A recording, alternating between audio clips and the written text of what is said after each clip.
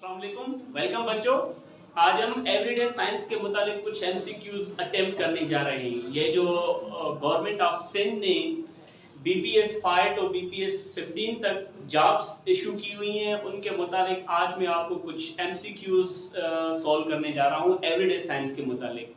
तो यहाँ पर मैंने आपकी सहूलत के मुताबिक कुछ एमसीक्यूज ऑलरेडी मैंने लिख लिए हुए हैं। सिर्फ मैं आपको यहाँ पर बताता जाऊंगा कि इनमें से कौन से एमसीक्यूज आपको अटेम्प्ट करने होते हैं। और ये जो मैंने एमसीक्यूज दिए हुए हैं ये मोस्ट रिपीटेड एमसीक्यूज हैं जो ऑलरेडी टेस्ट में आ चुके हैं, और उम्मीद है कि इस बार भी इनमें से कुछ ना कुछ तो जरूर बनता जाएगा। तो यहाँ पर मैंने कुछ एवरीडे साइंस के मुताबिक एमसीक्यूज लिए हुए हैं। सबसे पहले जो एमसीक्यूज मैंने लिया हुआ है वो मैंने बायोलॉजी का लिया हुआ है। एक्चुअली ये एक बायोलॉजी का है, लेकिन बेसिक जो साइंस है 3, 4, 5 अप टू 8 क्लास तक, वहां तक ये एमसीक्यूज आपको बुक्स में मिलेंगी। सबसे पहले जो मैंने एमसीक्यूज यहाँ पर लिया हुआ है कि in many which phylum the body of an organism is usually divided in the region called head, thorax and abdomen। मतलब यहाँ पर एक हम फाइलम के बारे में बात कर रहे हैं। फाइलम वो कौन सा ऑर्गेनिज्म है जिसको हमने या उसकी जो एक रीजन है वो 3 हिस्सों में तकसीम की गई है। वो 3 हिस्से कौन से हैं? उसकी हेड, उसकी थोरैक्स और उसका एब्डोमेन। अब इसके फाइलम यहाँ पर हम एक एग्जांपल लेते हैं, इसका हम एक एंट का, क्योंकि वो एंट इन 3 हिस्सों में डिवाइड की गई है। उसका एक हेड होता है आगे से, और एक उसके बीच में थोरैक्स होती है, और लास्ट वन जो होता है उसका एब्डोमेन होता है। अब ऑप्शन जो आपको मिले होंगे यहाँ पर इनकाइनोडर्मेटा, और सेकंड ऑप्शन है आपका आर्थ्रोपेडा, मोलस्का और नेमाटोडा। अब यहाँ पर आपको ये बात दिमाग में रख देनी है, जब कभी भी आपको एक फाइलम का जिक्र आएगा तो वो फाइलम्स आर्थ्रोपोडा ही होते हैं जो इन 3 हिस्सों में तकसीम होते हैं, जिसको हेड भी होती है, थोरैक्स भी होती है और उसके साथ साथ एब्डोमेन भी होता है। They are called arthropoda. ये सबसे पहला एमसीक्यूज आपका अटेम्प्ट हो गया। अब सेकंड वन जो कॉमन एमसीक्यूज आया हुआ है वो ये लिखा हुआ है, the most common type of asexual reproduction in fungi is called. अब यहाँ पर हम एक असेक्सुअल रिप्रोडक्शन के बारे में बात करते हैं। एक हम लेते हैं सेक्सुअल रिप्रोडक्शन और दूसरी हम लेते हैं asexual reproduction. Asexual reproduction fungi में किन चीजों से होती है? ऑप्शन है आपका स्पोर प्रोडक्शन, दूसरा बडिंग, तीसरा बाइनरी फ्यूजन, चौथा फ्रेगमेंटेशन, और यहाँ पर मैंने एमसीक्यूज में ऑल ऑफ दीज लिखा हुआ है। अब आप लोगों को ये आप माइंड में क्लिक होगा कि आपका जो करेक्ट वन ऑप्शन आएगा वो आएगा आपका ऑल ऑफ दीज। नो, यहाँ पर आपका जो करेक्ट ऑप्शन होता है वो होता है स्पोर प्रोडक्शन। अब ये स्पोर प्रोडक्शन ही होता है जो असेक्सुअली फंजी में रिप्रोडक्शन होती है। तीसरा, मैंने एक बीमारी के बारे में आपसे पूछा हुआ है कि भाई the human beings influenza is caused by. Influenza जिसको हम खांसी कहते हैं या जुकाम वगैरह कहते हैं, तो वो जुकाम किस लिए इंसानों में होता है? अब वो फंजी के जरिए ट्रांसफर होती है? नहीं। दूसरा बैक्टीरिया, तीसरा प्रोटिस्ट और चौथा वायरस। अब यहाँ पर जब कभी भी जुकाम या खांसी का जिक्र आता है तो वो बीमारी हमें वायरस के जरिए ही ट्रांसफर होती है from one body to another body, या हम कहते हैं from one place to another place.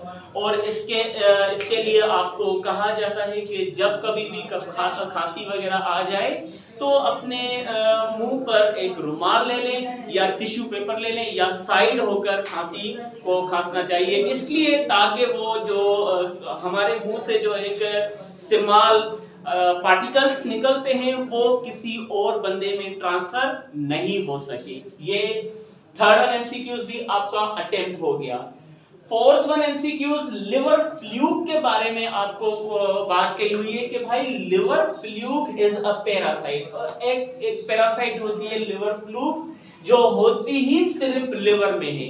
अब किस एनिमल में लिवर फ्लूक पैरासाइट होता है? ऑप्शन ए आपका goat, option B cattle, option C sheep और option D all of the. अब देखें, लिवर फ्लूक मतलब उन जानवरों के बारे में हम बात कर रहे हैं जिन जानवरों में लिवर मौजूद होता है। अब गोट में भी लिवर्स होते हैं, कैटल्स, सारे के सारे कैटल्स में भी लिवर होता है, उसके साथ साथ शीप में भी क्या बोलते हैं लिवर होता है। इसमें जो आपका करेक्ट वन ऑप्शन आएगा वो आएगा ऑल ऑफ दीज। पांचवा जो एमसीक्यूज मैंने यहां पर बायो का लिया हुआ है वो मैंने लिखा हुआ है कि high vascular plants are also called. Vascular plants और कुछ होते हैं non vascular plants. Vascular plants are also called. Vascular plants को एक और भी हम नाम देते हैं, वो क्या नाम देते हैं? सीड प्लांट्स या फ्लावरिंग प्लांट्स या फर्न्स, ऑल ऑफ दीज या नन ऑफ दीज। यहां पर ऑप्शन आपका जो करेक्ट होगा वो होगा ए, क्योंकि हाई वस्क्यूलर प्लांट्स को एक और हम नाम देते हैं जिसको हम बोलते हैं सीडलिंग प्लांट्स का ही। Let's come to the sixth one, MCQs. ये जो एमसीक्यूज मैंने लिए हुए हैं यहाँ पर मैंने कुछ फिजिक्स और उसके साथ साथ मैंने केमिस्ट्री के एमसीक्यूज लिए हुए हैं। ये जनरल एमसीक्यूज हैं, यहाँ पर मैं कोई फिजिक्स या केमिस्ट्री के मुतालिक आपको नहीं बताने जा रहा। पहला सैटेलाइट जो सोवियत यूनियन वालों ने स्पेस में लॉन्च किया था, अब उस सैटेलाइट का आपसे नाम पूछ रहे हैं कि भाई first artificial satellite was sent by was dash sent into the space by Soviet Union. Soviet Union means Russia. Russia वालों ने 4 अक्टूबर 1957, ये पॉइंट भी आप नोट कर लें कि सबसे पहले सैटेलाइट जो स्पेस में लॉन्च किया था वो किया हुआ था सोवियत यूनियन, रशिया वालों ने। कब किया हुआ था? 4 अक्टूबर 1957। इस डेट पर भी आपका एमसीक्यूज आने के चांसेस हैं, ये भी आप नोट कर लें इसकी डेट। अब इस सैटेलाइट का आपसे नाम पूछ रहे हैं। अपोलो 11, पाक सैटेलाइट, स्पुतनिक 1 और एक्सप्लोरर 1। यहाँ पर 4 ऑप्शंस हैं। अब हमारे दिमाग में ये सवाल आएगा, या तो अपोलो होगा, या तो स्पुतनिक होगा, या एक्सप्लोरर होगा। पाक सेट तो यहाँ पर खत्म हो जाएगा, क्योंकि पाक सेट का मतलब पाकिस्तानी सैटेलाइट। अब हमने पाकिस्तानी सैटेलाइट्स तो बाद में हमने ऊपर लॉन्च किया हुआ है, मतलब ये तो आपका ऑप्शन गलत हो गया। अब आप लोगों का ये और ये बचा। यहाँ पर आपका जो करेक्ट ऑप्शन है वो है स्पुतनिक 1। स्पुतनिक 1 सबसे पहला सैटेलाइट था जो स्पेस में रशिया वालों ने लॉन्च किया हुआ था। Is that clear? उसके बाद the highest height of Jio stationery satellite. Jio stationery satellite उस सैटेलाइट को हम कहते हैं जिसकी रफ्तार इक्वली है with the velocity of earth के। जितनी रफ्तार से, जितनी तेजी से हमारी जमीन सूरज के इर्द गिर्द 24 आवर्स में एक साइकिल कंप्लीट करती है, वैसे ही स्पीड में जियो स्टेशनरी सैटेलाइट है जो हमारी जमीन के इर्द गिर्द वो एक साइकिल कंप्लीट कराए। तो उसकी जमीन से लेकर उस सैटेलाइट तक किलोमीटर्स डिस्टेंस आपसे पूछा जा रहा है। यहाँ पर आपका जो ऑप्शंस लिखे हुए हैं 42,300 kilometres, B option 40,800 kilometres, 38,749 kilometres, 32,796 kilometres.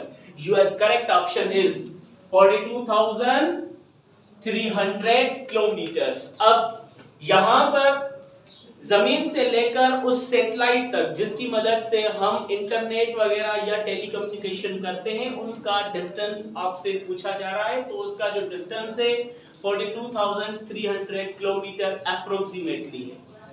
Clear हो गया? अब यहाँ पर आपको पूछने जा रहा है कि भाई मास ऑफ सन कितना है। Mass of sun 3 × 10⁸ kilogram, 6 × 10⁻24 kilogram, 1.99 into 10 is power 30 या 2 into 10 is power 30, both A and B, और F तक मैंने ऑप्शंस लिए हुए। F ऑप्शन आपका both C and D। Actually mass of sun जो है वो है 1.99 into 10 raised power 30, लेकिन हम इसे राउंड ऑफ करते हैं, 9 से हम इसे राउंड ऑफ करेंगे तो ये 10 हो जाएगा। 10 से हम यहां से यहां राउंड ऑफ करेंगे तो ये आपका हो जाएगा 2 into 10 raised power 30। मतलब अगर आपका ये ऑप्शन आ जाता है ये भी क्लियर होगा, अगर ये ऑप्शन आएगा ये भी क्लियर होगा। दोनों ऑप्शन आ जाते हैं वहां पर तो आपका करेक्ट ऑप्शन जो होगा वो होगा बोथ C and D, मतलब 1.99 और 2 into 10 raised power 30 दोनों क्लियर हो गए।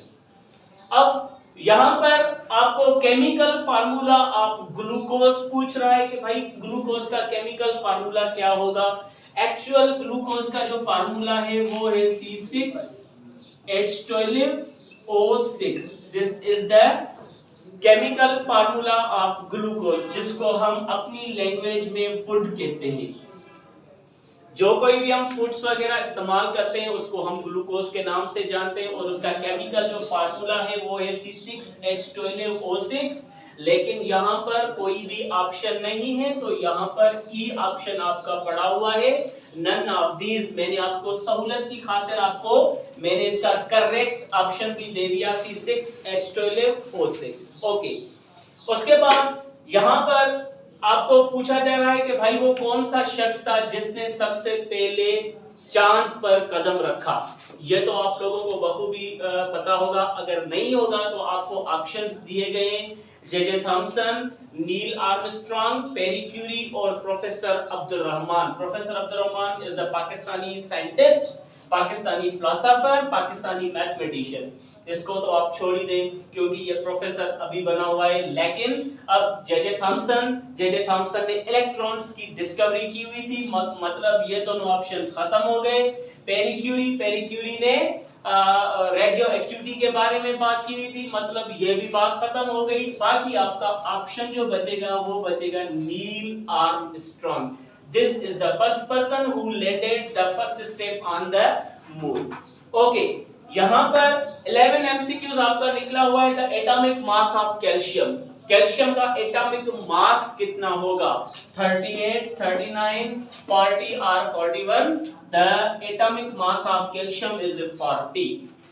और साइड में आपको यहाँ पर AMU भी लिखा हुआ होगा, atomic mass unit, AMU, atomic mass unit, AMU को हम शॉर्टकट में लिखते हैं। और यहाँ पर साइंबल ऑफ एवोगैड्रो नंबर आपसे पूछने जा रहा है कि भाई एवोगैड्रो नंबर की साइंबल क्या है? Na, ये तो सोडियम हो गया। N स्मॉल और A कैपिटल। N का मतलब होता है नैनो, A का मतलब होता है एंगस्ट्रॉम, ये भी गलत हो गया। Na यहाँ तो ना हो गया, मतलब नहीं। और AN भी नहीं होगा क्योंकि करेक्ट जो ऑप्शन होता है एवोगैड्रो नंबर का वो हम लेते हैं Na। अब बच्चों के माइंड में सवाल ये होगा कि भाई एवोगैड्रो नंबर को में भी AN से लिखा जाएगा क्योंकि A मतलब एवोगैड्रो, N का मतलब नंबर। एक्चुअली हम इसे Na से लिखते हैं। N is called the number of Avogadros, number of Avogadros, जिसको हम डायरेक्टली बात करते हैं एवोगैड्रो नंबर से। इन एमसीक्यूज को कुछ माइंड में रख लें। इंशाल्लाह कल हम एक बार फिर से कुछ नए एमसीक्यूज के साथ एक बार फिर से हाजिर होंगे। तब तक के लिए अपना ख्याल रखें। अल्लाह हाफिज।